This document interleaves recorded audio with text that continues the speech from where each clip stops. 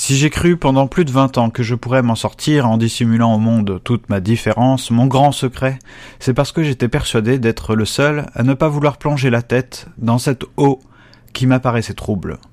Le vent m'empêchait alors de parler et j'ai eu l'impression que ma vie allait trop vite pour moi, si vite que je n'ai pas été témoin de ma propre vie.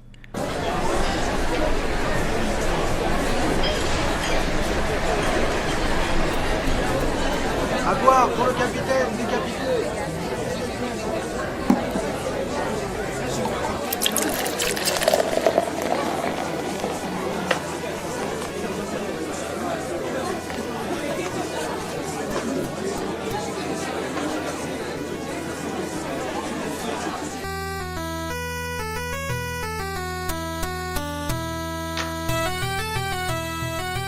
Bonjour, vous écoutez Quand en passant, je suis Xavier, j'espère que vous allez bien.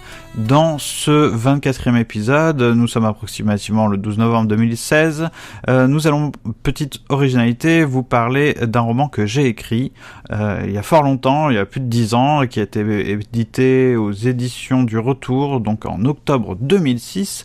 Ce roman s'intitule Menaxen.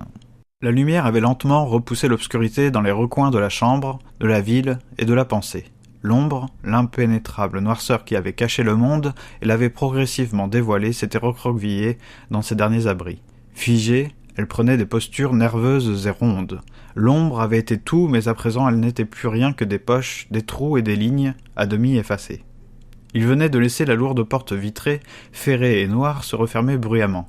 Alors si ça s'appelle Menaxen, c'est pas en référence étrangement au Menaxen qui est un dialogue de Platon. Et je sais pas, parce que à l'époque j'aurais pu penser à ça, mais pourtant je sais pas du tout pourquoi, j'ai pas du tout pensé à ça et que les deux titres allaient franchement beaucoup se ressembler. J'avais simplement pris Méné en grec qui veut dire la lune, et puis Axénos qui veut dire un peu inhospitalier, puis je me souviens dans le dictionnaire de grec... Dans le bailli, j'avais vu que c'était utilisé notamment pour décrire une mer inhospitalière à la navigation. Donc j'avais combiné les deux mots, ça avait donné Menaxen. D'ailleurs c'est le vrai prénom du personnage. Et puis après je me suis dit tiens, c'est peut-être sympa qu'en fait on l'appelle comme ça, un peu on raccourcit son prénom et on dit Menaxen. Non, je ne réussis pas. Non, je ne réussirai pas ma vie, car je n'ai jamais fait les choix adéquats à une vie réussie. Je n'ai jamais pris au sérieux ces choix, je n'ai jamais cru que les grands enjeux de ma vie se régleraient par ces choix, et je sais que d'une manière ou d'une autre, j'ai fait le bon choix en refusant ces idioties. Et puis cette fille, je ne la reverrai jamais. Elle ne me rappellera pas. À vrai dire, à dire franchement ce que je pense, à avouer mon malheur à ma conscience, si la vie n'était que cela, ou pour mieux dire, s'il fallait que je conçoive la vie comme l'opportunité d'avoir un travail, une famille, en somme, une absurde reconnaissance sociale, je préférerais mourir aujourd'hui. Car alors, je n'éprouve pas ce désir de réussir ma vie.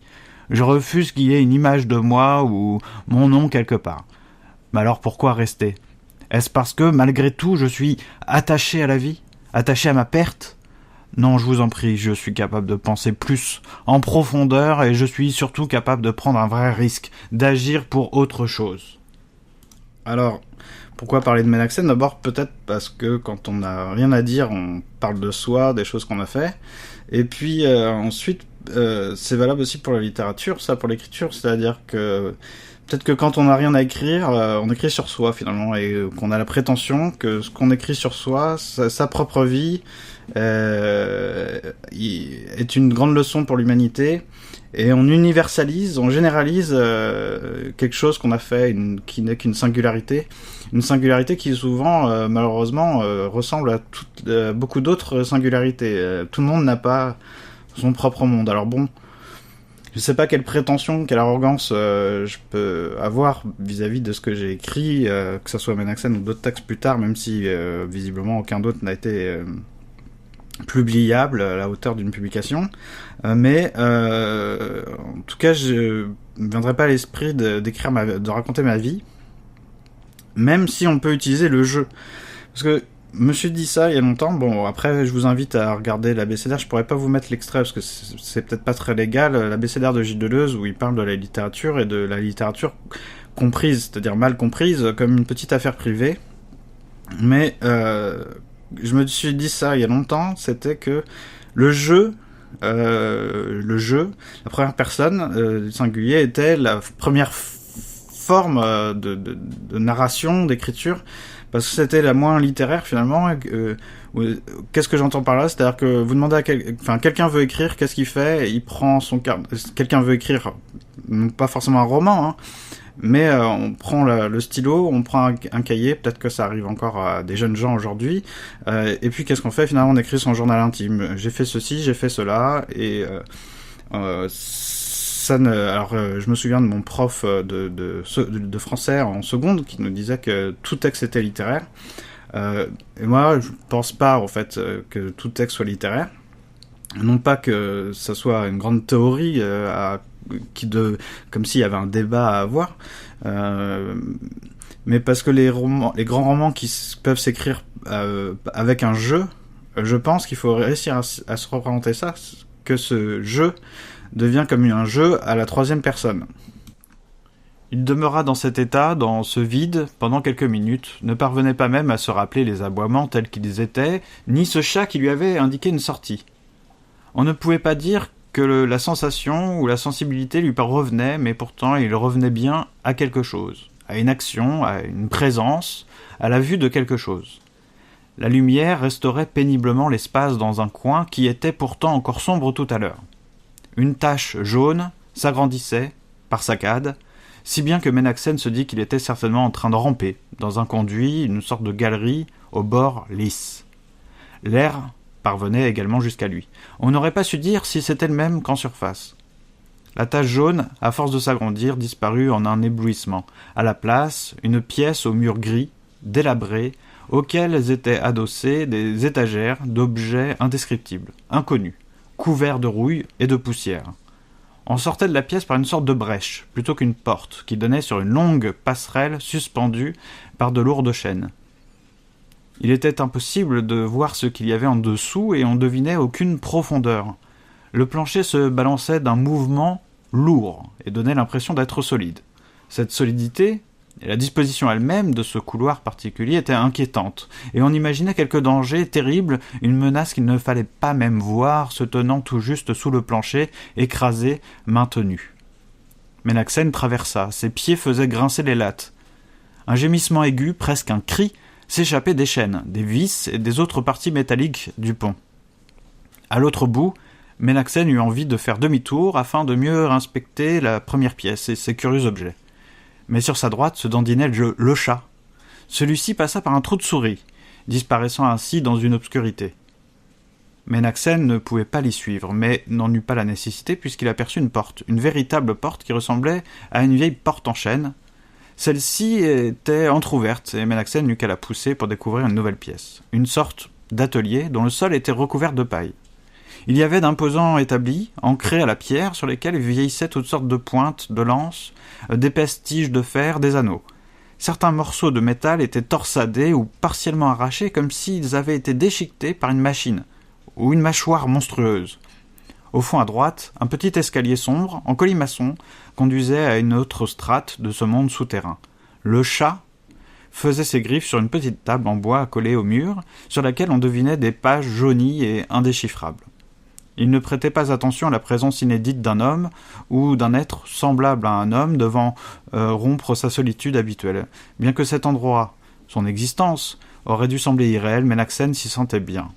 Non pas bien comme s'il lui était chez lui, mais comme s'il sût ce qu'on y avait fait autrefois, quelles armes on y avait forgées ou réparées, que cet atelier fût là, sous la terre, était chose étrange, sa place n'était pas ici. Bon, en fait, pour tout vous avouer, quand je regarde le manuscrit aujourd'hui, j'essaie de trouver des passages à lire et puis en fait, je n'en trouve pas beaucoup. C'est assez cruel d'avoir ce regard sur quelque chose qu'on a écrit, même si c'est il y a longtemps, on peut toujours se trouver des excuses. Ce que je voulais vous dire par là, c'est que pourtant, enfin en tout cas, ce premier roman, c'était un peu comme une déclaration de guerre en fait. Melaxen avait bu quelques verres. La marche et la fraîcheur de la nuit ravivèrent un peu le jeu complexe et vif de son esprit. Cette vigueur rassura et nourrit sa méfiance, une méfiance qui ne concernait pas véritablement ses contemporains, mais plutôt des créatures possibles beaucoup plus dangereuses. Il se promenait toujours attentif, aux aguets, prêt à se défendre. Il fit du mieux qu'il pouvait et trouva un compromis dans un minimum d'attention et de relâchement. Il surveillait la rue, promenait son regard sur chaque détail, chaque ombre, et tendait l'oreille. Un son soudain causait en lui une réaction immédiate et vive, rien ne lui échappait. Tout ce qui apparaissait à sa vue était identifié, et il se sentait ainsi en sécurité, confiant en son aptitude à flairer le danger et sa disponibilité à se préserver. Lui qui, bien souvent, expérimentait qu'il n'était plus qu'un pur esprit, se délectait de ces moments où il sentait qu'il était animal. Arrivé dans le hall de son immeuble, il monta lentement l'escalier, faisant glisser sa main sur le mur. L'autre main décrivait des trajectoires aléatoires dans le vide, caressant la surface d'une onde invisible. L'alcool faisait sentir ses effets, surtout à cet instant favorisé par la fatigue. Melaxen ne s'inquiétait aucunement du bruit qui aurait pu réveiller les occupants de l'immeuble, pour la plupart des personnes âgées, et n'en produisait par ailleurs pratiquement aucun. Il chanta peut-être quelque chose entre ses lèvres, marmonnant des sortilèges de sous, puis, sans transition véritable, il s'est retrouvé allongé sur le canapé, tout habillé, s'est endormi d'un coup.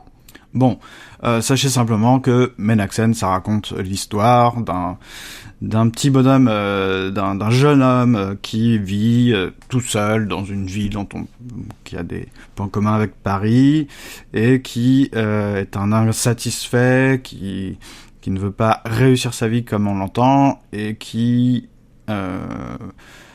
sent ou a l'étrange impression qu'il est appelé, tiré vers un ailleurs.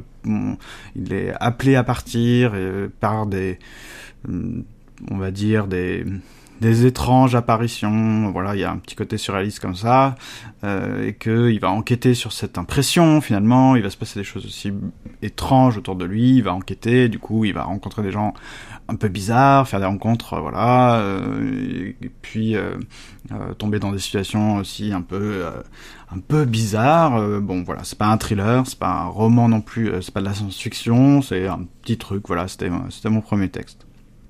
Bon, si jamais ça vous intéresse, je mettrai les liens en description vers le site de l'éditeur. Si vous voulez le commander quelque part, je vous laisse les références, bien entendu. Ensuite, actualité, pendant le mois de décembre, si vous êtes parisien ou de passage à Paris, sachez que j'expose quelques photos dont je suis l'auteur dans une brasserie, restaurant du 14e arrondissement qui s'appelle Le Petit Broc. Donc c'est proche, c'est sur le boulevard Raspail, c'est proche du métro Vavin, du métro Edgar Quinet. C'est à peu près là, enfin c'est en face, je sais pas si vous voyez le quartier, le coin, il y a un bronze de Balzac, le monument à Balzac fait par Rodin. Donc ça peut être aussi l'occasion d'aller boire un verre tout simplement, boire un petit café, manger un croque-monsieur, des nuggets, voilà, ça sera avec plaisir en tout cas qu'on puisse de vous voir là-bas, ou de pas vous y voir, mais si vous y passez, n'hésitez pas à me dire que vous avez passé et que vous êtes passé là-bas. Autre chose, il faut pas oublier que nous devons enregistrer tout l'épisode de fin de saison 1. Donc ça sera avec plaisir, bien sûr, qu'on fera cet épisode aussi. C'est l'occasion de faire entendre des voix, voilà, c'est cool. Alors je vous rappelle, même si tout est sur le site Quand en passant, que en gros vous avez jusqu'à deuxième semaine de décembre. N'essayez pas de trop déborder, parce que j'ai besoin de m'organiser un petit peu.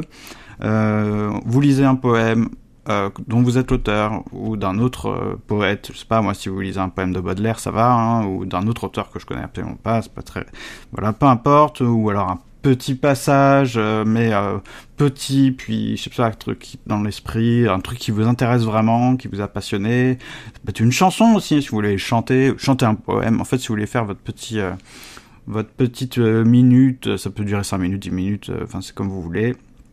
Vous m'envoyez un enregistrement, format MP3 par exemple, Et moi, tout ça, je monte ça sur Audacity, ou si jamais vous voulez absolument pas lire, ou que vous ne pouvez pas lire ce que vous avez écrit, vous m'envoyez le texte. Alors, s'il vous plaît, il faut vraiment que vous en soyez l'auteur, sinon... ou alors, vous me dites, non, j'aimerais bien que tu lises un poème de Balzac. Un poème de Balzac.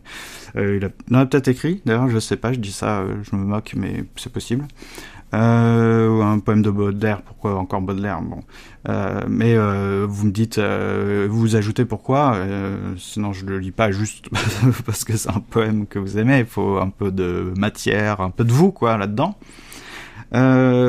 Autre chose, on continuera après en 2017, on se lance dans la saison 2. Et puis, prochains épisodes, on a toujours le cœur. Donc Cécile, si tu m'écoutes, je te salue, j'espère que tu vas bien. Et puis là, faut qu'on se motive et qu'on se fasse cet épisode. Et puis sinon, alors il faudrait que je revoie Michel pour parler de la solitude et de la compagnie en philosophie. Et prochains épisodes, je ne suis pas encore sûr de ce que je vais faire. J'ai plusieurs trucs un peu incomplets, inachevés, qui me trottent dans la tête. Mais je vais vous lire un petit truc là qui appellera peut-être ce qu'on va faire dans l'épisode prochain. Je sais plus déjà si c'est le 25, je crois que c'est le 25e, je sais plus. Donc laissez-moi lire ce petit passage.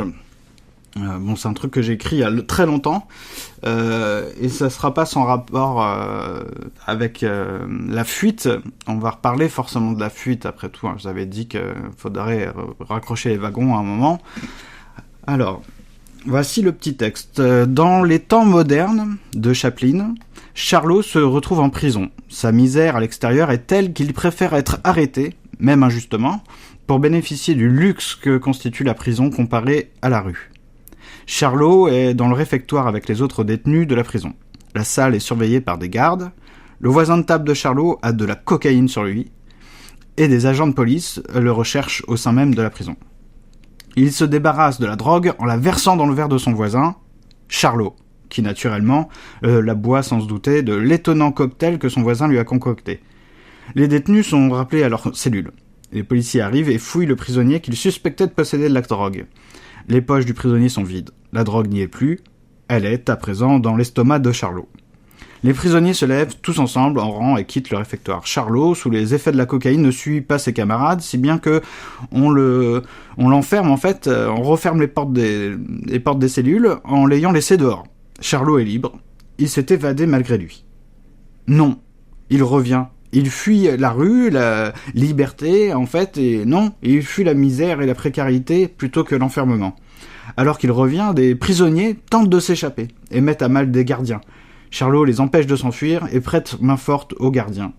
Il empêche ainsi une double évasion, la sienne et celle des autres prisonniers. Bon voilà, il est fort probable qu'on continue sur cette lancée pour l'épisode 25, si il n'y a pas autre chose qui arrive entre-temps. Et ben écoutez, passez un bon week-end. Ciao. And ciao. And ciao.